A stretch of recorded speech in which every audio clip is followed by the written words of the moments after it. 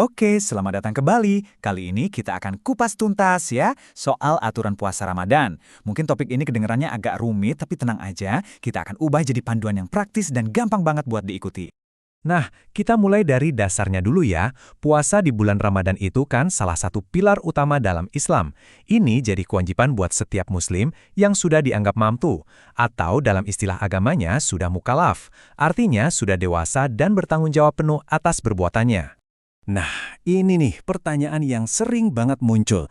Gimana kalau lagi sakit, atau dalam perjalanan jauh, atau buat para ibu yang sedang hamil? Fikih Islam untungnya punya jawaban yang sangat jelas dan penuh pengertian untuk kondisi-kondisi seperti ini. Ini menunjukkan betapa agama ini sangat peduli dengan keadaan setiap individunya. Jadi aturan puasa itu ternyata fleksibel banget, penuh dengan rahmat. Islam itu paham banget kalau kondisi dan tantangan hidup setiap orang itu beda-beda. Tepatnya, ada 9 golongan orang yang dapat keringanan, alias diizinkan untuk tidak berpuasa selama Ramadan. Siapa aja mereka? Yuk kita lihat daftarnya. Nah, yang menarik dari daftar ini, pengelompokannya itu logis banget loh. Didasarkan pada 3 hal, pertanggungjawaban, kondisi kesehatan, dan situasi kehidupan tertentu. Contohnya nih, anak-anak yang belum balik dan orang dengan gangguan jiwa, mereka dapat pengecualian karena memang belum atau tidak bisa dianggap bertanggung jawab penuh atas ibadah ini. Masuk akal kan? Oke, jadi kalau misalnya kita termasuk salah satu dari 9 golongan tadi, terus gimana dong? Gimana caranya kita membayar atau mengganti puasa yang kita tinggalkan? Ternyata, ada 2 cara utama buat menggantinya. Penting banget nih buat kita tahu mana yang pas buat kondisi kita. Yang pertama ada qadha, artinya ia mengganti puasa di hari lain. Yang kedua ada fidyah, yaitu dengan cara berdonasi. Jadi intinya, yang satu itu sifatnya mengganti secara personal, yang satunya lagi adalah bentuk amal yang bisa dirasakan manfaatnya oleh orang lain di komunitas kita. Konsep fidyah ini benar-benar nunjukin prinsip kasih sayang dalam Islam. Tujuannya adalah biar nggak ada satu orang pun yang merasa terbebani. Jadi, meskipun seseorang nggak bisa puasa, dengan cara memberi makan orang yang membutuhkan, ia tetap bisa ikut merasakan dan berpartisipasi dalam semangat berbagi di bulan yang penuh berkah ini. Keren ya? Nah, tabel ini nih kuncinya. Di sini dijelaskan dengan gamblang situasi apa, butuh penggantian yang mana, jadi nggak ada lagi deh yang namanya bingung.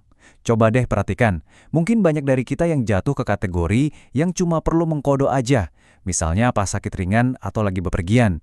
Tapi lihat juga deh, ada kondisi khusus di mana yang dibutuhkan cuma fidyah, dan ada juga loh yang harus melakukan keduanya sekaligus.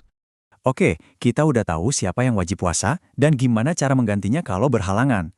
Sekarang kita masuk ke bagian yang paling dasar, bisa dibilang ini fondasinya ibadah puasa itu sendiri. Yep, sebelum mulai puasa kita harus punya yang namanya niat di dalam hati.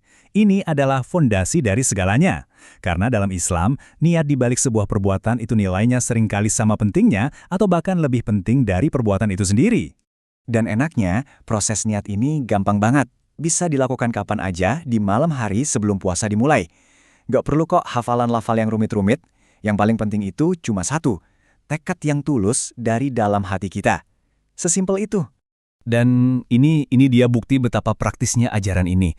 Bahkan kalau misalnya kita kelupaan nih buat niat secara khusus, tindakan kita bangun buat makan sahur, itu udah dianggap sebagai niat yang sah. Luar biasa kan? Ini menunjukkan betapa Islam itu sangat memahami sifat kita sebagai manusia yang kadang-kadang pelupa. Nah, keringanan-keringanan ini ada tujuannya, yaitu supaya kita nggak cemas dan ibadahnya jadi lebih mudah. Contohnya nih, dalam mazhab Maliki, salah satu dari 4 mazhab besar dalam Islam, itu dibolehin loh kita niat sekali aja di awal Ramadan untuk sebulan penuh. Tujuannya apa? Supaya kita bisa lebih fokus ke ibadah-ibadah lainnya. Oke, sekarang kita udah tahu siapa yang wajib puasa dan gimana cara mulainya dengan niat yang benar.